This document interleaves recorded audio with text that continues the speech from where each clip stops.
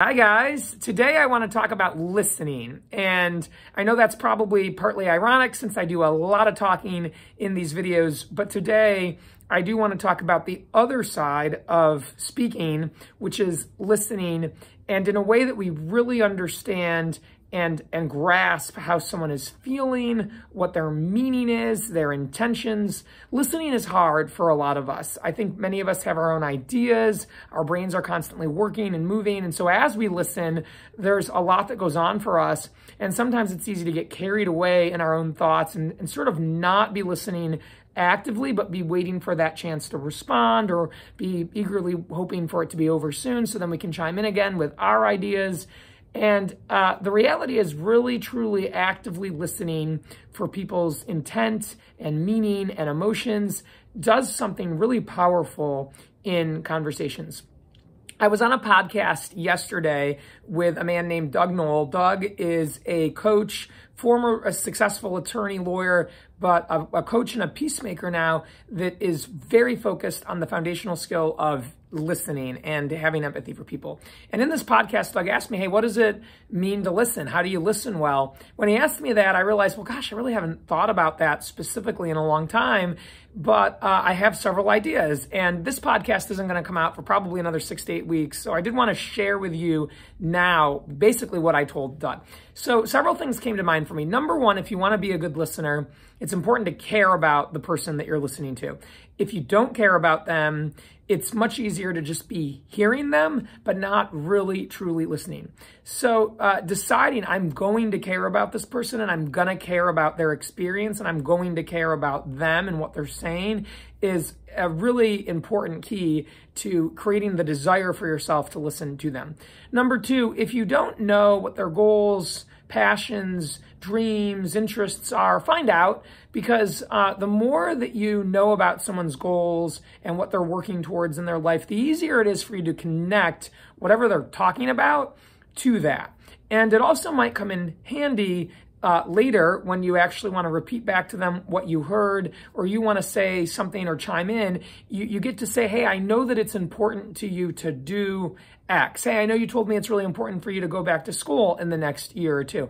I know it's important to you to do well at your job. You told me you have a goal around health and fitness. And so as I make these responses or I say whatever I say, I want you to know that I'm aware of what your goals are and what your interests are and what's kind of going on in your life. So find out someone's goals, learn a little bit about their background or things that are important to them. That's going to help you later when you listen.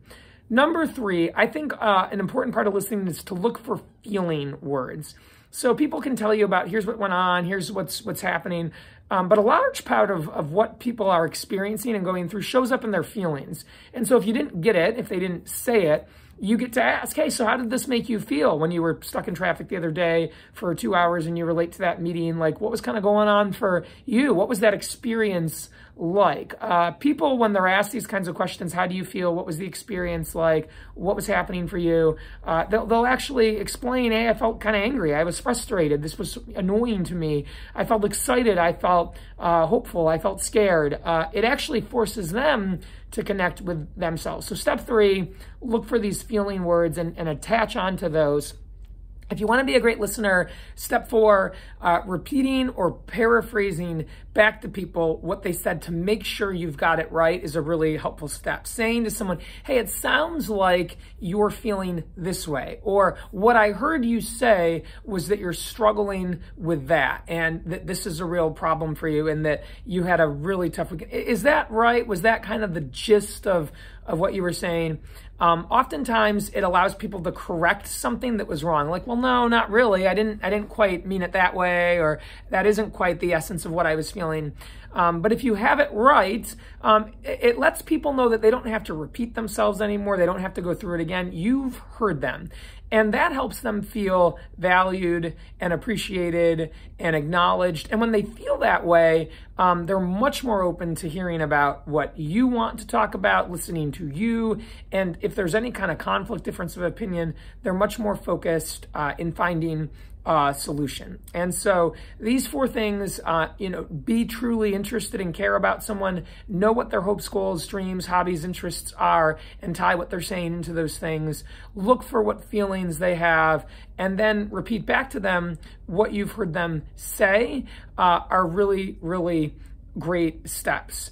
If you can avoid multitasking, don't be looking at your phone, don't be working on something else when someone is talking to you. Make eye contact, truly just be in that moment, and don't let your mind wander elsewhere. Really listen for the sake of listening. That will help you do these other 4 steps and really show the person that you value the relationship and you want to hear what they're talking about.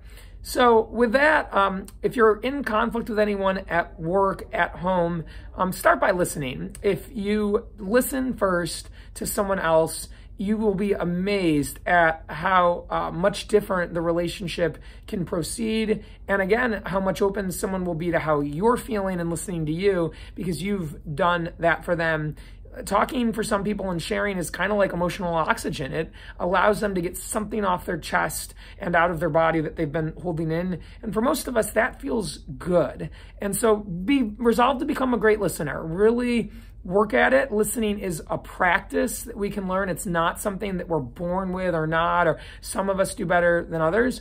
There are some of us that do it better than others, but in general, that's because those people have worked at it. And so you can become a great listener too.